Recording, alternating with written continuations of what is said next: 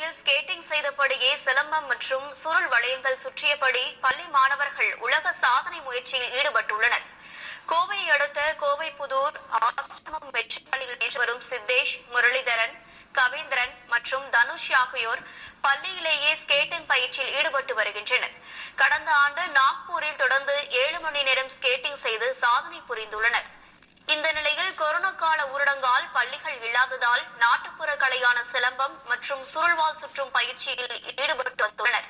இந்த நிலையில் விளையாட்டுடன் நாட்டுப்புற கலையை இணைத்து புதிய உலக சாதனை செய்யும் முயற்சியில் ஈடுபட்ட 4 மாணவர்களும் தொடர்ந்து 3 மணி நேரம் ஸ்கேட்டிங் செய்தபடி 2 கம்புகளை முரளிதரனும், ஒற்றை கம்பை 2ஆம் வகுப்பு பயிலும் கவிந்தரனும், சுருள்வாளை தனுஷும், ரிப்பன் கட்டிய கம்பை சித்தேஷ் என 4வரும் ஒரே நேரத்தில் தொடர்ந்து 3 மணி நேரம் ஸ்கேட்டிங் செய்து உலக சாதனை முயற்சியில் ஈடுபட்டுள்ளனர். இவர்களது இந்த சாதனை நோபல் புக் ஆஃப் ரெக்கார்ட் புத்தகத்தில் இடம்பெற்றது.